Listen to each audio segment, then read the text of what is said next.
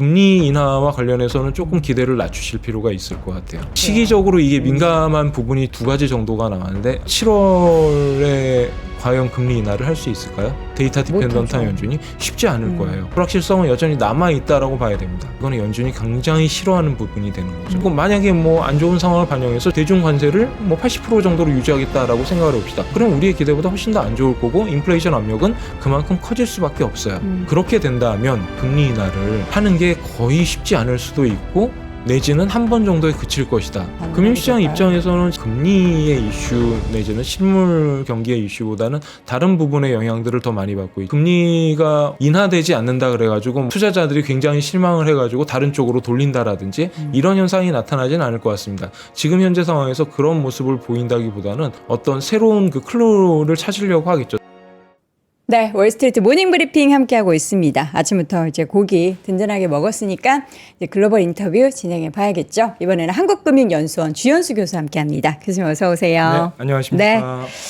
최근 이제 박사님께서는 미중 관세 협상 이슈도 있었고 경제지표 발표도 있었고 지금 트럼프 대통령의 중동 지금 순방까지 이슈가 참 많은데 이 내용들 중에서 일단 경제지표 위주로 시장 분위기를 한번 분석을 해주신다라고 들었는데 분위기 어떻습니까?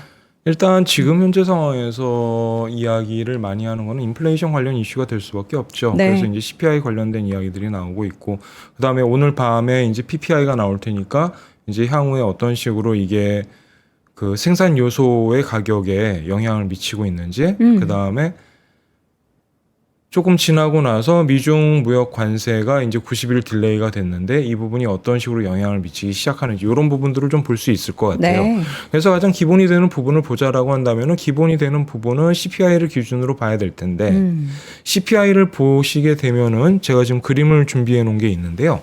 이 자료 보여주시면은 그 여기에서 봤을 때 그 계속해서 비슷한 이야기를 1년 넘게 반복하고 있다라는 느낌이 드는 거죠. 그래서 뭔가 떨어지고 있는 것 같기는 한데 그게 충분하냐라고 물어보면은 그러는 것은 아닌 것 같다라는 이야기들을 하게 됩니다. 그래서 지금 제일 아래쪽에 진한색 실선을 보시게 되면 얘가 그 전체 CPI가 되는 거고 그 다음에 위쪽에 세모로 되어 있는 실선을 보시게 되면 얘가 이제 코어 인플레이션 부분이 되는 건데 네. 이 부분을 보시면은 3월에는 좀 큰 폭으로 하락하는 것처럼 보였지만 그 이후에 4월 자료가 그다지 마땅치 않게 나왔단 말이죠. 그래서 거의 비슷한 수준을 보이고 있었고 문제는 이렇게 비슷한 수준을 보이고 있는 레벨이 문제입니다. 지금 전체 아이템에 대해서는 이것이 2.3 수준까지 내려오고 있지만 코어 같은 경우에는 문제가 지금 계속해서 이번 사이클에서 연준이 계속해서 주장했던 게 코어 인플레이션에 대한 이야기를 계속 했었잖아요. 네. 그런데 지금 코어 인플레이션이 2.7, 2.8 수준에서 유지가 되고 있다라는 거는 사실 굉장히 부담스러운 부분이라는 거죠. 그러니까 어떤 의미에서 이야기를 하면은 코어 인플레이션의 기본적인 아이디어는 크게 물가가 변화하지 않는 장기적인 추세를 갖고 있다라고 이야기를 하는 그런 인플레이션이 되는 건데 이 부분이 상대적으로 높게 유지된다라는 것은 당분간 인플레이션 압력이 지속되고 있다고 봐도 무방하다라는 거죠. 그것도 어느 정도 수준까지? 우리가 뭐 이거는 PCE가 아니니까 2% 레벨을 굳이 얘기할 필요는 없겠습니다만 이 갭이 아직 크게 나타난다라는 거죠. 그러니까 더 떨어져야 된다라는 거예요. 첫 번째로. 두 번째, 장기적인 균형에서 봤을 때 연준이 그동안 줄기차게 주장해왔던 거. 장기적으로 평균이 2% 수준으로 가야 된다라고 이야기를 하고 있잖아요. 네. 그렇게 된다라고 한다면 지금 이 정도의 인플레이션 추이가 더 빠져가지고 1%대 초중반까지 가야 이제 2%가 에버리지 아웃되는 평균으로 네. 되는 그런 형태가 나타난단 그쵸. 말이죠. 그런 것들을 감안해 본다면 지금 숫자들은 여전히 높다라고 이야기를 할 수밖에 없는 그런 상황이 되는 거죠. 거기에다가 우리가 코어 이야기를 했으니까 그다음에 코어에서 제외된 푸드나 그다음에 에너지 부분을 보시면 에너지 부분은 떨어지고 있기는 합니다만 푸드는 오히려 올라가는 모습을 보여주고 있어요. 가장 대표적으로 이야기를 하는 게 미국 같은 경우에 계란값이었었죠. 계란값 엄청 폭등했죠. 예, 뭐 80%. 네.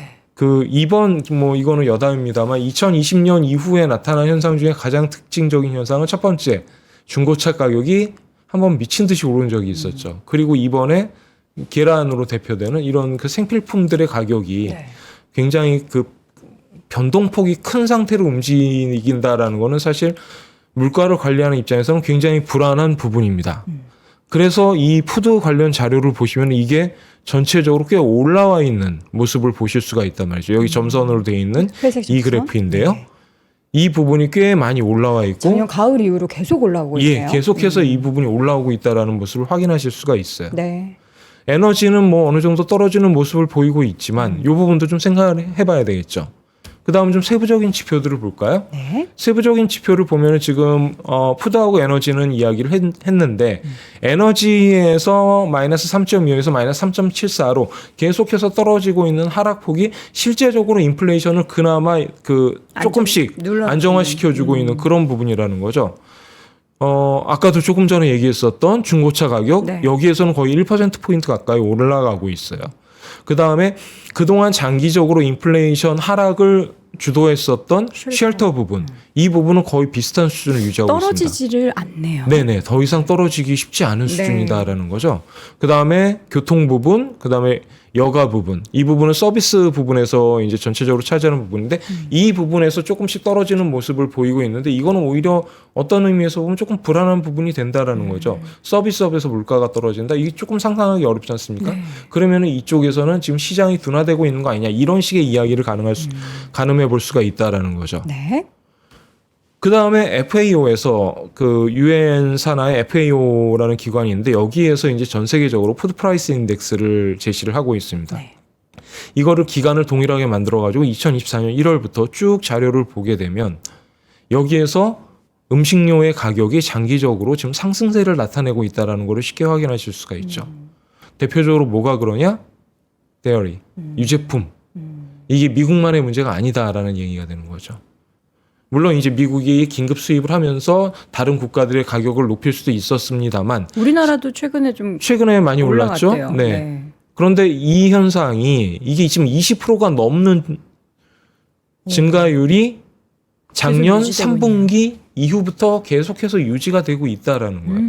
그게 실제적으로 최근에 푸드 프라이스를 끌어올려. 인상시킨 주된 요인이 되는 거고 그럼 다른 애들 그동안 상대적으로 물가가 하락했던 가격이 하락했던 시리얼이나 설탕 같은 경우에도 그 하락폭이 점점 둔화돼서 시리얼 같은 경우에는 거의 전년 동기 대비 변화가 없는 수준까지 가고 있고 그 다음에 설탕 같은 경우에도 기저효과를 딛고 이제 슬슬 올라오는 모습을 보이고 있다라는 거죠. 물론 우리가 이제 음식물과 관련된 이야기를 할 때 좀 조심해야 될 점은 이 부분은 기후에 의한 영향을 굉장히 많이 받고 그다음에 다른 부분이 있기 때문에 그런 부분들이 어떤 식으로 영향을 미칠지에 대해서는 좀 고민을 해야 될 거고 이번에 사실 계란과 같은 경우에도 아주 단순하게 이야기라면은 조류 독감에 의해 가지고 살처분을 하고 이 살처분의 비중이 너무 높았기 때문에 단기적으로 계란의 생산 커패시티가 줄어들었다라고 설명을 할 수는 있지만 네. 그게 또 다른 현상이 나타나지 않으리라고 보장할 수 없다라는 거죠. 그래서 당분간 변동성이 높은 상태 그리고 그러한 현상이 끝나지 않았다라는 점. 요 두 부분은 조금 주의해서 봐야 될 것 같습니다. 우리가 이제 인플레이션 얘기할 때 사실 에너지 가격을 트럼프 대통령은 우리가 에너지 가격을 낮게 함으로써 인플레이션 올라가는 것을 막겠다라고 했잖아요. 네. 근데 정말 신기하게 그 흐름이 지속이 되더라고요. 현실적으로 그 트럼프 행정부가 이제 나타난 다음에 관세로 인해서 부가적인 효과 중에 하나가 경기 침체되면 생산이 둔화되면은 원유에 대한 수요가 둔화될 줄죠. 것이 명약 관화하기 때문에 그 부분에 의해 가지고 가격이 많이 떨어진 부분이 있죠. 네. 실제적으로 그림을 보시면은 2025년 1월 이후에 큰 폭으로 가격이 하락되는 것을 보실 수 있죠. 특히나 정말 이거는 많이 서부 텍사스 중진류 가격이기 때문에 이 부분이 많이 떨어졌다라는 것을 확인하실 수가 있을 거예요. 즉 다시 말해가지고 지금 에너지 가격이 하락하고 있는 거는 경기 둔화를 반영하고 있다라는 거죠. 조금 전에 앞에서 이제 몇 가지 경제 지표를 보여주시고 그 다음에 금융시장 자료를 보여주시면서 이게 실물 경기가 다시 개선되는 거 아니냐라는 이제 의견을 주셨었는데 네. 뭐 그럴 가능성도 있겠죠. 그런데 만약에 그렇다라고 한다면 이쪽에서의 압력은 상승 압력으로 갈 수밖에 없다라는 거예요. 다시 올라갈 수 있겠네요. 최근 움직임이 그런 부분들을 좀 보여주고 있죠. 최근에 그래서 그런지 네. 유가 원유에 연동되는 그런 상품들에 대한 투자가 또 굉장히 많이 늘었대요. 아무래도 그럴 우리 수밖에 개인 없을 겁니다. 투자자분들이. 특히나 지금같이 그 불확실성이 계속 유지되고 있는 상황이라면은 그 공격적으로 베팅을 하는 분들이라면은 당연히 지금 주식 시장에 베팅을 하실 때 이쪽도 같이 따라서 베팅을 하는 게 논리적으로 타당한 거죠. 그러면 여기까지 이렇게 쭉 데이터들을 보여주셨는데 지금 교수님께서 느끼시는 미국의 경기 상황은 불안한 요소들이 훨씬 더 많을까요? 아니면은 그럼에도 불구하고 잘 버텨낸다 쪽으로 우리가 해석할 수 있을까요? 저는 개인적으로 이 정도면 잘 버텨냈다라고 생각을 하고 싶어요. 지금 수치만으로 봤을 때는 1분기 마이너스 경제 성장을 기록해가지고 굉장히 타격이 있는 것처럼 보이지만 네. 그게 어떻게 나왔나를 생각해 보면 수입이 증가해가지고 그렇게 된 거란 말이죠. 그러면은 그 수입이 증가된 거는 두 가지 정도의 효과를 가지고 있는데 첫 번째, 이거 프론트 로딩 한 거니까 2분기에 되면은 수입 규모가 줄어들 것이다 상대적으로. 그러면은 그거는 2분기 경제 성장률에 파자티브한 임팩트 그러니까 긍정적인 효과를 줄 것이고 그에 따라 가지고 2분기 경제 성장률은 마이너스를 기록하진 않을 것이다라고 생각해 볼 수 있을 거예요. 네. 두 번째, 미리 수입했잖아요. 미리 수입했는데 그쵸. 4월 이전에 수입했으니까 그 이야기는 가격이 픽스돼 있다는 얘기죠. 네. 그 당시 물가로. 그러니까 4월 데이터에 의미를 부여하기 좀 어렵죠. 그러면은 4월 데이터가 물가가 그나마 괜찮을 것이다 내지는 관세의 영향을 덜 받았을 것이다라는 거죠. 그 다음에 마지막으로 한 가지만 더 말씀드리면은 계속 관세 유예가 지금 전 세계적으로 이루어진 셈이잖아요. 네. 중국을 마지막으로 해가지고 그렇게 된다라고 한다면 실제적으로 지금 일부 타격이 있기는 하겠습니다만 물가에 미치는 영향은 관세가 물가에 미치는 영향은 지금 현재 상황에서는 그 지연돼 있다라고 보셔도 크게 무리는 없을 것 같아요. 네. 그 다음에 최근에 나오고 있는 다른 자료들, 고용과 관련된 자료들을 보시면은 이쪽에서는 조금 혼란스러운 모습들을 보이고 있죠. 네. 예를 들어서 챌린저스 리포트 같은 경우를 보신다면은 대형 그 레이오프를 하는 그런 기업들이 조금씩 나타나고 있고, 뭐 예를 들어서 마이크로소프트 같은 경우에도 그런 한 사례가 될 수가 있겠죠. 네. 그런 반면에 그 논판 페이롤 같은 숫자들을 보시면은 오히려 개선되는 모습들을 나타나 보이고 있고, 반면에 잡 오프닝 같은 경우에는 좀 줄어드는 모습을 보이고 있고 어느 정도 혼란스러운 모습인데 한 가지 확실한 거는 우리가 심리적인 지표들을 보는 것보다 고용시장에서의 그 반응은 그렇게 생각보다 크지 않다라는 점이죠. 일단 이게 이야기하는 것은 개인 소비자들이 받는 소득이 어느 정도 안정적으로 유지되고 있다라는 이야기가 되는 거죠. 그렇다면 가장 큰 비중을 차지하는 민간 소비 부분에서는 안정적인 모습을 보일 개연성이 여전히 남아있다. 그렇다라고 본다면 지금 현재 보여주고 있는 경제 지표들은 그렇게 나쁜 상황은 아니다라고 이야기를 할 수 있겠죠. 하나만 빼고 심리 지표를 빼면. 네. 네. 그 심리 지표라는 것은 이제 앞으로 어떻게 될지 모르기 때문에 그 불안감을 반영해서 항상 그 안 좋게 나오는 거잖아요. 네. 근데 우리가 지금은 어쨌든 4월 초에 부과가 됐었던 그 관세에 대해서 일부 유예가 됐고 그게 이제 7월 초면은 5, 6, 7, 7월 초면은 끝이 나고 뭐 중국 관련해서도 조금 뒤이긴 하지만 어제 7월 말 8월 초가 되면은 그 유예 부분이 끝나요. 그러면은 실질적으로 우리가 생각하는 관세가 물가에 미치는 영향이 딱 하드 데이터로 찍히려면 이 3분기 중반 정도는 가야지 이게 나오는 오히려 거잖아요. 3분기 내지는 4분기까지도 예상을 하셔야 될 거예요. 더 이연될 수 있는 거죠. 일단 관세가 지금 뭐 기준으로 어떤 식으로 될지는 모르겠습니다. 제 개인적인 생각으로는 10% 기준에서의 관세는 부과가 될 거다라고 생각을 하고 네. 있는데 이게 사실이다라고 가정을 한다면 그만큼 물가가 인상되는 부분은 있겠죠. 이 부분이 언제 나타났냐? 실제적으로 수입업자들이 그 세금을 관세를 지불하고 그 다음에 이 가격을 리테일 프라이스에 전이시키는 과정이 필요하단 말이에요. 이거는 순식간에 할 수 있는 건 그렇죠. 아닙니다. 재고 문제도 있고 그 다음에 거기에다가 부과를 했을 때 그 아무래도 사람들이 그럼 안 사라고 생각할 수가 있기 때문에 네. 이거를 최대한 녹여가면서 작업을 하는 것들이 이제 판매자들의 입장이 되는 거죠. 그렇게 된다라고 한다면 보통 관세가 미치는 영향은 분기 단위 내지는 연간 단위까지도 좀 생각을 해봐야 될 필요는 있어요. 그러니까 우리는 관세 부과하면은 바로 이제 너무나 높은 고율 관세가 부과가 돼서 바로 경기가 꺾여질 거고 완전 부러질 거라고 생각을 해가지고 주식시장이 많이 무너졌었던 거잖아요. 그렇죠. 근데 이게 어쨌든 유예되고 이게 생각보다 영향을 미치는 게 좀 분산되네 이런 심리와 함께 V자 반등을 이뤄냈고요. 그러면 이게 어쨌든 결과적으로 뭐 3분기든 4분기든 관세가 그때 또 어떻게 달라질지는 모르겠지만 지금 상황에서 놓고 봤을 때 3개월 뒤 예정됐었던 그 숫자가 그대로 부과가 되거나 아니면 그거보다 낮아지더라도 어쨌든 과거 대비해서 올라간 관세가 부과가 된다면 시장은 또 다시 얼어붙을까요? 아니면은 이 시기를 지나면서 다 예상을 했었던 거야. 뭐 이렇게 좀 받아들이게 될까요? 두 가지 정도나 이제는 세 가지 정도로 생각해 볼 수 있을 거예요. 시나리오를. 첫 번째는 뭐냐면은 처음에 제시된 숫자가 너무 컸어요. 네. 25%? 이거 어쩌자는 거냐라는 얘기가 나올 정도로 굉장히 컸었죠. 네. 사실 25%면은 그 가격이 4분의 1만큼 올라간다라는 얘기잖아요. 관세 부분에서. 그러니까 굉장히 큰 여파를 줄 수밖에 없습니다. 물론 이게 그 수입 물가니까 제한적으로 전체적인 소비자 물가에는 제한적인 영향을 주겠지만 그런 부분이 있었기 때문에 실제적으로 실물 경기가 크게 반응을 했던 거고 그에 따라서 심리 지표들이 급격하게 하락을 한 거죠.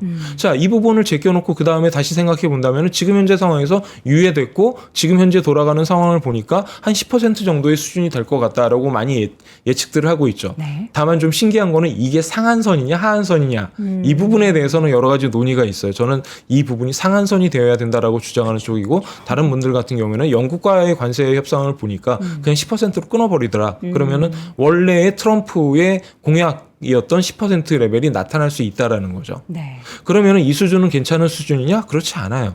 왜냐하면 원체 낮은 수준이었기 때문에 그 이펙티브 그러니까 실효 관세율 같은 경우를 보시면은 미국 같은 경우에 3%에서 4% 정도를 기록을 했었단 말이죠. 그런 상태에서 10%가 추가가 된다라고 생각을 하시면 되는 거기 때문에 이 부분은 두 가지로 나타날 겁니다. 첫 번째 소비자 물가가 올라가던가 두 번째 기업들의 실적이 악화되던가 이거는 틀림없는 사실이에요.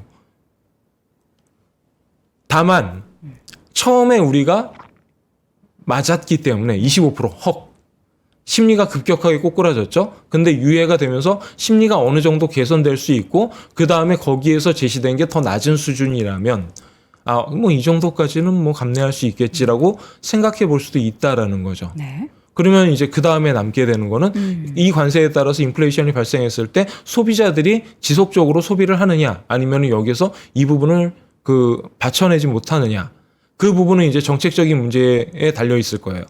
여기에서 문제가 되는 거는 아까 말씀드렸지만 관세가 부과되면 틀림없이 미국의 기업 실적은 좋아질 수가 없습니다. 네. 그런 상황에서 트럼프가 제시를 한 거는 그거 내가 보조해 줄게라고 서브시디를 이야기를 하고 있는 거잖아요. 뭐 대표적인 게 법인세이나 네. 이런 형태가 되는 건데 그러면 그 자금은 어디에서 나타나느냐? 그거를 관세로 벌어들인 그 수입을 가지고 세입을 가지고 사용을 하겠다라는 거예요. 이게 이제 되는 거냐라는 부분에 대해서 논의를 해볼 필요가 있겠죠. 만약에 이게 우리가 얘기하고 있는 이 10% 수준 내외에서의 관세가 적절한 관세 수준이라면 이게 가능할 것이고 아니다라고 한다면은 기업들 입장에서는 퍼포먼스가 안 좋아질 수밖에 없고 그다음에 그 결과가 된다면 주가도 주식시장에서도 사실 긍정적인 반응을 보이기에는 쉽지 않겠죠. 다만 그렇다고 하더라도 이번에 그 심리적인 샥과 같은 그런 볼레틸리티를 보이지는 않을 것이다 정도로 생각을 해볼 수가 있겠죠. 생각해보면 우리가 그 관세라는 것에 있어서의 불확실성과 트럼프라는 인물에 대한 불확실성을 굉장히 많이 우려를 했잖아요. 그래서 네. 시장도 단기간에 많이 폭락을 했고 과거를 비교하면서 이야기를 했기 때문에 근데 또 생각보다 빠르게 회복을 하고 말씀해 주셨던 내용들을 보면은 이게 분산이 되고 시장이 어느 정도 이제 적응을 좀 할 때쯤에 또 관세 부과가 실질적으로 나타나게 된다면 우리가 정말 생각했던 최악의 경기 상황이나 최악의 물가의 급등이나 이런 것들이 일어나지 않을 수도 있겠다라는 생각도 하고요. 4월 달에는 실제로 이제 관세가 어느 정도 발효가 된 부분이 있었기 때문에 그때 또 관세 수입이 굉장히 많이 증가가 됐었잖아요. 그런 부분이 그래서 있죠. 정부 입장에서는 어쨌든 네네. 돈을 그렇게 벌 수 있으니까 또 미국 입장에서는 좋은 거고 결론적으로는 미국이 원하는 대로 다 가고 있다라는 그런 생각을 하게 만드네요. 지금 트럼프 행정부가 원하는 방향이 어디냐라는 거는 굉장히 뭐랄까요 예측하기는 어렵습니다. 그쵸. 지금 계속해서 움직이는 방향도 다르고 다만 한 가지 확실한 거는 이 트럼프 행정부의 가장 중요한 팩터는 트럼프 그 자신이고 네. 그 자신이 무슨 말을 하느냐에 달려 있고 그리고 그 말은 예측하기가 굉장히 어렵죠. 어렵다라는 게 문제입니다. 다만 굳이 긍정적으로 보자면 네.